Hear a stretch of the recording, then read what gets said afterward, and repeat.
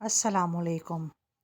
Video शुरू करने से पहले आप सबसे गुजारिश है कि मेरे चैनल को सब्सक्राइब करके बेल नोटिफिकेशन को ऑन कर दें ताकि आपको मिलती रहे तमाम चैनल अपडेट्स। वीडियो पसंद आने पर लाइक और शेयर ज़रूर कीजिए। चलते हैं आज की वीडियो की तरफ।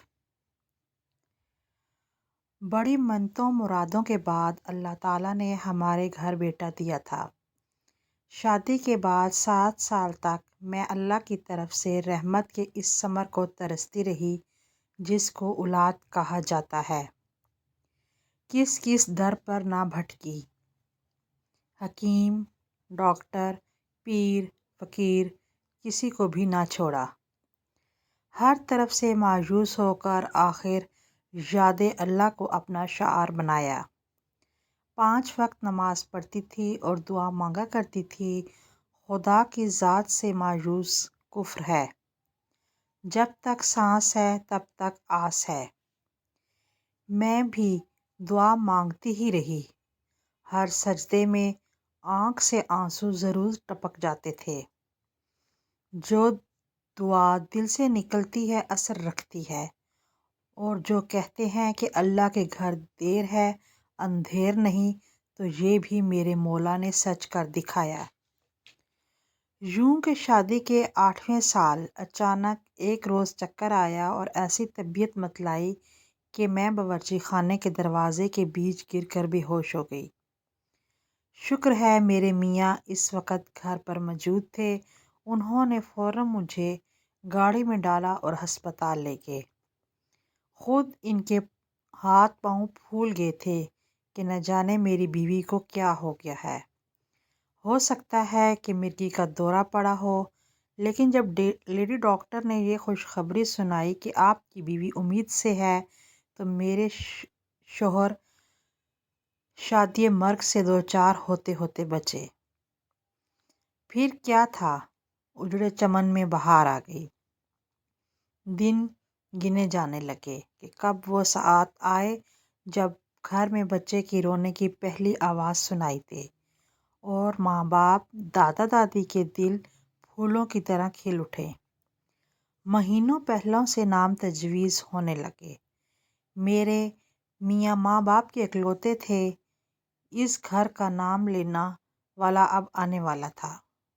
हमने ये भी न सोचते थे कि लड़का ही हो, लड़की भी सर आँखों पर कि औलाद लड़का हो या लड़की, अल्लाह की नेमत होती है। कोई तो हो जो माँ के दिल की ठंडक और बाप की आँखों का नूर बने। जब काशिफ पैदा हुआ, जानो हमारे घर में चांद उतर आया। गोरा गुलाबी मुखड़ा, कलकलाइयाँ भरता, ऐसा प्यारा लगता कि इस मिठास और ममता की लज्जत को अल्फाज में बयान करने से कासिर हूँ। जैसे चांद में गहन होता है या फूल को मिट्टी लग जाती है, ऐसे ही मेरे चांद को भी किसी रोग ने जकड़ लिया। जब इसकी उम्र 2 साल होने को आई तो इसको वक्तन फ़वक्तन दौरे पड़ने लगे। किसी ने कहा आसेब है, कोई कहता जिन का साया है, किसी ने मर्गी बताया। गर्ज जितने मुंह इतनी बातें। हम तो इलाज करवा करवा कर थक गए, किसी दवा ने असर ना किया। झाड़ फूंक वाले सभी आजमा लिए, मगर बच्चे को ठीक ना होना था और ना वो ठीक हुआ। अब तो मैं खुदा से फरियाद करती कि इलाही, तूने दुआ सुनी भी तो कैसी अधूरी। बेटा दिया तो रोगी। जब काशिफ को दौरा पड़ता, अचानक इसका सारा बदन अकड़ जाता और आंखें चढ़ जाती। मासूम मुखड़े पर ऐसा कर्ब होता कि देखा न जाता। मेरा और इसकी दादी का तो कलेजा मुंह को आने लगता। एक दिन मेरे बेटे को अचानक दौरा पड़ा तो इसकी हालत गैर हो गई। इस रोज़ मेरा जी ऐसा कटा कि बिलक बिलक रोई और दुआ की, खुदाया तू काशिफ को तंदुरुस्त कर दे या इसके बदले में हम में से किसी को उठा ले, मगर इसको अच्छा कर दे। जाने कैसी कबूलियत की घड़ी थी। काश दुआ करने से पहले ज़रा तो सोच लिया होता, मगर मुझे नादान ने ज़रा भी ना सोचा कि इसका क्या नतीजा होगा। अभी کاشف کو پالنے میں لٹا کر اور آنسو پوچھ کر اٹھی ہی تھی کہ دروازے پہ دستک ہوئی۔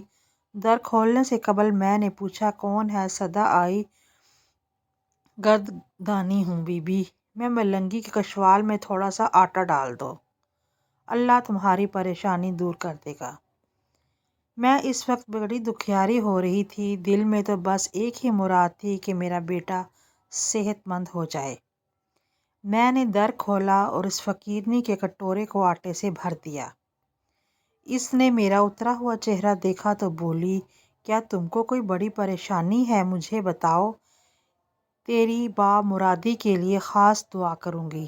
میں نے اسے بتایا کہ میرا بیٹا بیمار ہے، دعا کرو کہ وہ ٹھیک ہو جائے۔ کیا علاج کرایا ہے؟ ہاں، کئی ڈاکٹروں کو دکھایا ہے مگر کوئی دوا اثر نہیں کرتی۔ ذرا ایک جھلک تم مجھے اپنے بچے کو دکھا دو۔ سامنے جھولے میں کاشف لیٹا تھا۔ اس نے میرے بچے کے چہرے کو غور سے دیکھا، پھر کہنے لگی، یہ ایک ایسی بیماری ہوتی ہے جو 1000 میں سے کسی ایک بچے کو ہوتی ہے۔ اس کا کان چھدوا کر بالی ڈالو اور میرے پاس ایک دوا ہے، ذرا سی، بس تنکے پہ رکھ کر دن میں ایک بار اپنے دودھ میں حل کر کے پلا دیا کرو۔ 7 دن میں تمہارا بچہ ٹھیک ہو جائے گا، مگر یاد رکھنا بس اتنی ہی تھوڑی لینی ہے جو مقدار میں نے بتائی ہے، اس سے زیادہ ہرگز مت دینا۔ میں 7ویں روز آؤں گی، تمہارا بچہ بھلا چنگا ہو جائے گا۔ میں ٹوٹے دل کی ممتا ماری اس ملنگی کے آسرے دینے سے خوش ہو گئی اور اس سے دوا کی پڑیا لے لی جس میں کوئی سفوف تھا اور اسے کچھ رقم بھی دی۔ کہا کہ اگر بچہ تندرست ہو گیا تو انعام بھی دوں گی۔ میں سمجھی کہ میرے گھر اس وقت فقیرنی نہیں، کوئی رحمت کا فرشتہ آ گیا ہے۔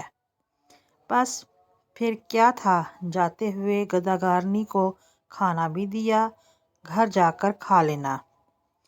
کاشف کو جب دورہ پڑتا وہ نڈھال ہو جاتا تھا، دورے کے بعد وہ غنودگی میں چلا جاتا اور کئی گھنٹے تک سوتا رہتا۔ دورے سے اس قدر لاغر ہو جاتا جیسے کسی نے اس کے بدن سے ساری قوت چھین لی ہو۔ میں نے ملنگی کی دی ہوئی پڑیا دراز میں رکھ دی کہ جب بچہ جاگ جائے گا تو دوا دے دوں گی، مگر کاشف کے اٹھنے سے پہلے ہی میرے میاں آ گئے اور پیار کرنے کو بیٹے کے پالنے کی طرف بڑھے۔ میں نے منع کر دیا کہ اسے اب نہ جگائیے، دورہ پڑنے سے نڈھال ہو گیا ہے، نیند پوری کر دے۔ پھر میں نے خوشی خوشی ان کو آج کی بات بتائی کہ ایک فقیرنی آئی تھی، ایک پڑیا دے گئی ہے، کہتی ہے کہ اس کو تنکے پہ رکھ کر ذرا سی کھلا دینا، یہ ٹھیک ہو جائے گا۔ وہ بولے، تم نے دوا کھلائی تو نہیں؟ میں نے کہا، نہیں، ابھی نہیں کھلائی۔ وہ کہنے لگے، ایسی جلی ملنگیاں بہت پھرتی ہیں تم عورتوں کو بیوقوف بنانے کو، ادھر لاؤ وہ پڑیا میں دیکھوں تو۔ میں نے ان کو پڑیا دراز سے نکال کر دے دی۔ انہوں نے اسے کھول کر دیکھا تو ہنسنے لگے اور بولے، یہ تو راکھ ہے چولہے کی۔ یہ ملنگیاں فقیرنیاں فراڈ ہوتی ہیں، تم جیسی سادہ عورتوں کو بیوقوف بناتی ہیں اور لوٹ کر لے جاتی ہیں۔ ہاں، لے تو نہیں گئی کچھ روپے؟ ٹھیک ہے، اب دیکھو میں اسے کیا چکھاتا ہوں، پھر تم بھی چکھ کر دیکھ لینا، یہ چولہے کی راکھ کے سوا کچھ نہیں۔ یہ کہہ کر انہوں نے اس پڑیا کو منہ میں ڈال کر پورا سفوف نگل لیا اور اوپر سے پانی پی لیا۔ میں نے پڑیا کو ہتھیلی پر جھاڑا، جو تھوڑا سا سفوف اس میں لگا تھا، چٹکی بھر زبان پہ رکھ کر چکھا تو واقعی راکھ جیسا ہی تھا۔ اکرم سفوف نگل کر لیٹ گئے، کہنے لگے، تھک گیا ہوں، ذرا آرام کر لوں تو کھانا کھاؤں گا۔ چند منٹ لیٹے رہے، پھر غنودگی میں چلے گئے۔ میں سمجھی دفتر سے تھک کر آئے ہیں، نیند آ گئی ہوگی۔ کاشف اٹھ گیا، میں نے اس کو دودھ پلا کر ساس کو تھما دیا اور کھانا گرم کرنے چلی گئی۔ کھانا لگایا اور میاں جی کے پاس گئی، انہیں آواز دی کہ اکرم اٹھ جائیے، کھانا کھا لیں۔ 2 گھنٹے سے سو رہے ہیں، اب تو مغرب ہونے والی ہے، مگر وہ نہ اٹھے تو مجھے عجیب سا لگا۔ میں نے ان کو ہلایا جلایا تو جسم بے جان اور روح پرواز کر گئی تھی۔ روح بدن میں ہوتی تو جواب دیتے، ان کا منہ بند تھا، آنکھیں بھی بند تھیں، بس تھوڑا سا خون ناک سے نکلا تھا۔ جسم تو برف کی سیل کی طرح ٹھنڈا پڑ چکا تھا اور ہونٹ نیلے پڑتے جا رہے تھے۔ یا اللہ، کیا ماجرا ہے! میں کلیجہ تھام کر رہ گئی۔ ساس کو آواز دی، اتنے میں سسر صاحب بھی دکان سے آ گئے۔ انہوں نے بیٹے کی نبض دیکھی، آنکھوں کے پپوٹے پلٹ کر دیکھے اور بولے، اِنَّ اللہِ وَإِنَّا إِلَيْهِ راجعون۔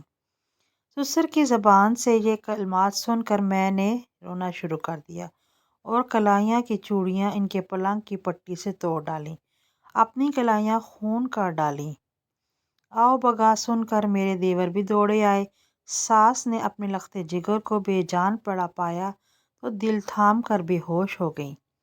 وہ فقیرنی نہ تھی، شاید اجل کا فرشتہ تھی جو گدھا گیرنی کے روپ میں آئی تھی۔ وہ موت کو پڑیا میں باندھ کر لائی تھی اور میرا سہاگ لوٹ کر لے گئی۔ وقت کو گزرنے سے کون روک سکتا ہے؟ دن مہینوں میں اور مہینے سالوں میں بدلتے گئے۔ میں نے بیوگی کی چادر اوڑھ کر عمر کاٹ دی۔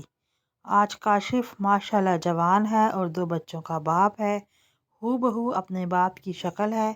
میں تو اس کی صورت دیکھ کر جیتی ہوں۔ کتنے طویل برس بیت گئے مگر میں آج بھی یہ واقعہ نہیں بھول پائی، کبھی نہیں بھول سکتی، کیونکہ ایسی دعا مانگی تھی کہ اے اللہ، ہم میں سے کسی کو بھی لے لے مگر کاشف کو ٹھیک کر دے۔ باپ کو بیٹے سے پیار تھا، اجل نے قربانی کے لیے انہی کو منتخب کر لیا۔ وہ بیٹے پر قربان ہو گئے۔ کہتے ہیں کہ موت کا کوئی بدلہ نہیں دے سکتا، مگر وہ تو بیٹے کی زندگی کا بدلہ بن کر چلے گئے۔ حیرت کی بات یہ ہے کہ جس دن میرے میاں فوت ہوئے، اس دن کے بعد سے کبھی پھر کاشف کو دورہ نہیں پڑا۔